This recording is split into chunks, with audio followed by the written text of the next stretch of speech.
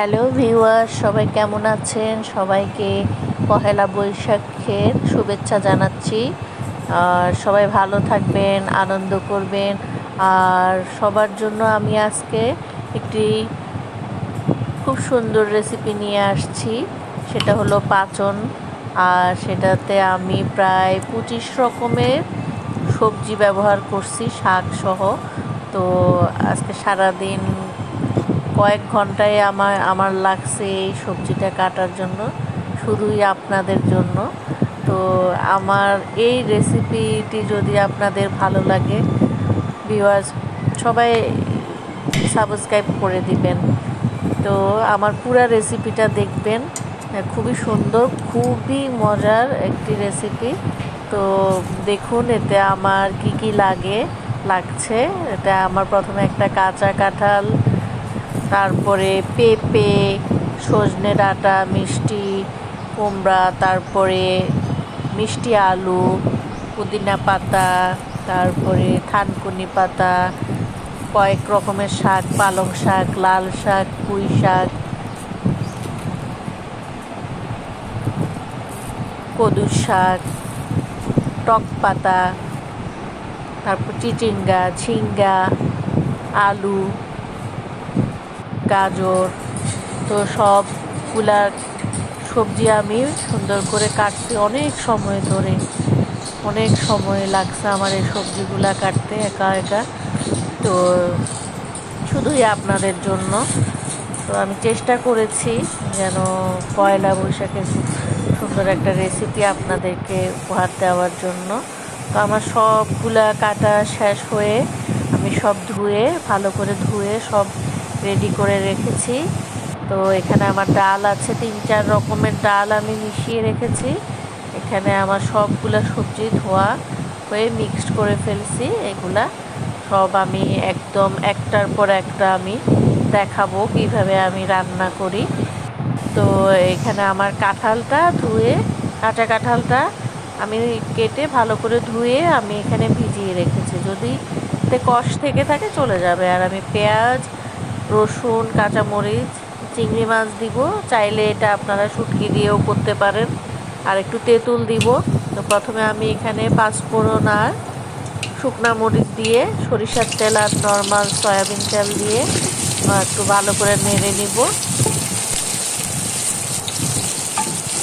আপনারা ভিডিওটা পুরোটা দেখবেন আর কমেন্ট করবেন কেমন লাগে। আর ভালো লাগলে তো অবশ্যই একটা সাবস্ক্রাইব করে দিবেন দর্শক।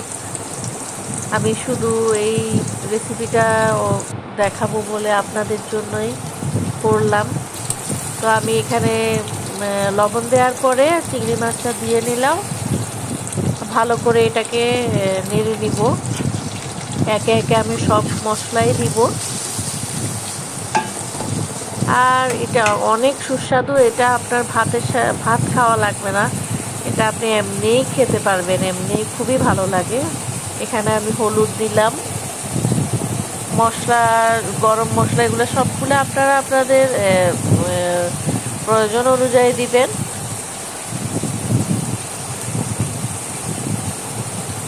তো আমি একে একে সবগুলো মশলা দিচ্ছি, দেখতে থাকুন। আমি এখানে 25 রকমের সবজি ব্যবহার করেছি, তাতে 100-120 এইরকম সবজিও ব্যবহার করা যায় রকমের। যত বেশি দেওয়া যায় তত মজা। আর বছরে একবার করা তো সেজন্য ভালোই লাগে, আর খেতেও খুবই ভালো লাগে। তো দেখুন আমি এখানে প্রথমে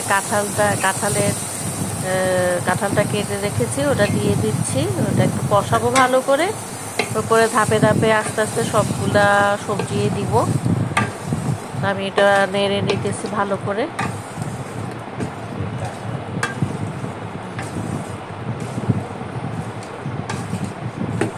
তো আপনারা স্কিপ করবেন না, পুরো ভিডিওটা খুব সুন্দর করে দেখুন, ভালো লাগবে।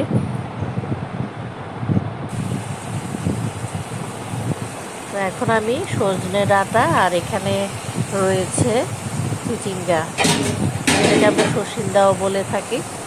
তো এটি আমরা এটি দিলাম,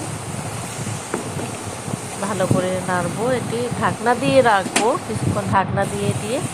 তো এরপরে আমি আবার আরও অনেক ধরনের যেগুলো আমি কেটেছি সেই সবজিগুলো আমি দিয়ে দিচ্ছি। আর মাঝে মধ্যে লবণ দেখে দেখে, লবণ কম হলে লবণ দিতে হবে।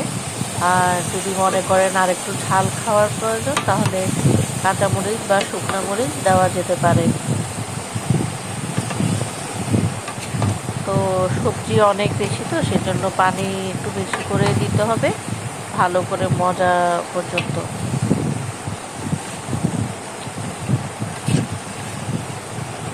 দেখুন কতটা সুন্দর হয়েছে, কালারফুল, দেখতে খুবই সুন্দর লাগতেছে।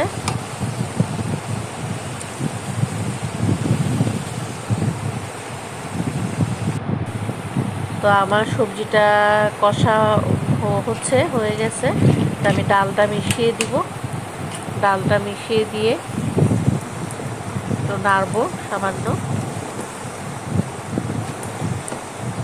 এটা যখন আমি কষানোর পরে পানি দিব, পানি দেওয়ার পরে চুলায় আপনার 1 ঘন্টার মতো অথবা আঁচ অনুযায়ী 40-45 মিনিট এর মধ্যে রান্না হয়ে যাবে। তো আমি এখানে দেখুন পানি দিয়ে দিলাম, আর একটু সামান্য পানি দিব। তো আমি চুলা ঢাকনা দিয়ে এটা রান্না হতে থাকবে। আর মাঝে মধ্যে লবণটা চেক করব, লবণ কম বেশি হলে এটা দিয়ে নিব। তারপরে এটার মধ্যে ধনে পাতা দিয়ে দিব।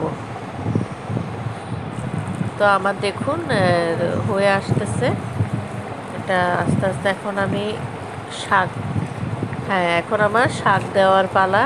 এখানে কদুর শাক রয়েছে। যখন তরকারিটা কাছাকাছি হয়ে আসবে তখন আমরা শাক ব্যবহার করব, শাক পাতা। এখানে আমি কলমি শাক দিলাম,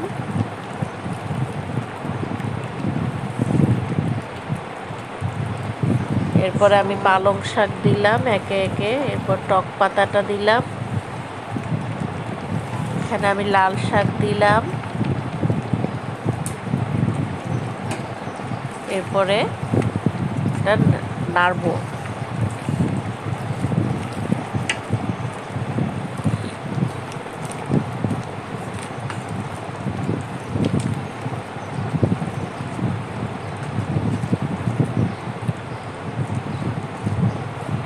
তো আমার সবজিগুলা ভালোই মজেছে, ভালোই নরম হয়েছে। তো আমি এখানে এই ধনে পাতাটাও দিয়ে দিলাম। তারপর আমি ঢাকনা দিয়ে এটা যতক্ষণ হওয়া পর্যন্ত চুলায় রাখবো।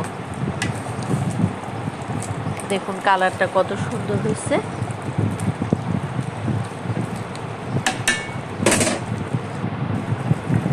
তো আমার সবজি প্রায় হওয়ার পথে। তো ভিউয়ার্স, আপনারা শেয়ার করে দিবেন আমার এই রেসিপিটা।